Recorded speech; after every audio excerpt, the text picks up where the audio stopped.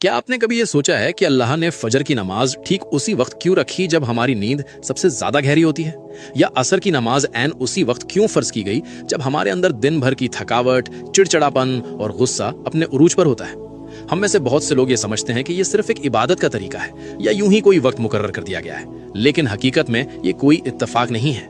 अल्लाह ने 5 वक्त की नमाजें बिल्कुल उन्हीं वक्तों में फर्ज की हैं जहां आपकी रूह और आपका दिमाग सबसे ज्यादा कमजोर होते हैं। दिन की शुरुआत फजर से होती है, दुनिया से मिलने से पहले अल्लाह से मुलाकात। सुबह के वक्त आपके जिस्म में एक खास हार्मोनल बदलाव होता है जिसे medical science cortisol awakening response कहती है। ये वो वक्त है जब रिस्क अता किया जा रहा होता है और फरिश्ते अपनी ड्यूटी बदल रहे होते हैं। अगर आप इस वक्त सोते रह गए तो आपने अपने पूरे दिन की बुनियाद ही कमजोर कर दी। फिर आता है जोहर का वक्त। दिन के बीच में जब आप काम कर रहे होते हैं तो आपके जिस्म का एनर्जी लेवल गिरने लगता है, फोकस खत्म हो जाता है, दिमाग थकने लगता है और इंसान गलत फैसले करने लगता है। जोहर की नमाज आपके दिमाग के लिए अल्लाह की तरफ से एक परफेक्ट न्यूरोलॉजिकल रीसेट है। ये आपके दिमागी बोझ को खत्म करके आपकी तवज्जो को दोबारा बैलेंस करती है। अब बात करते हैं असर की, जिसे जज्बाती कमजोरी का वक्त कहा गया है। शाम से पहले के इस वक्त में इंसान अक्सर गुस्से में होता है, दूसरों पर भड़ास निकालता है और सबसे ज्यादा गलतियां करता है। इसीलिए अल्लाह ने कुरान की सूरे अल असर में वक्त की कसम खाई है। असर की नमाज एक हिफाजती रुकावट है जो आपको जज्बाती तौर पर टूटने से बचाती है।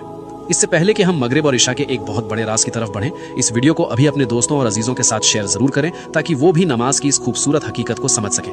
मगरिब, बदलते हुए लम्हों का वक्त। जब सूरज गुरूब होता है तो आपका दिमाग दिन की रफ्तार से निकलकर आराम की तरफ जाने लगता है। ये एक ऐसा ट्रांजिशन का वक्त है जिसके बारे में हमारे प्यारे नबी हजरत मोहम्मद सल्लल्लाहु अलैहि खास तौर पर तंबीह फरमाई है।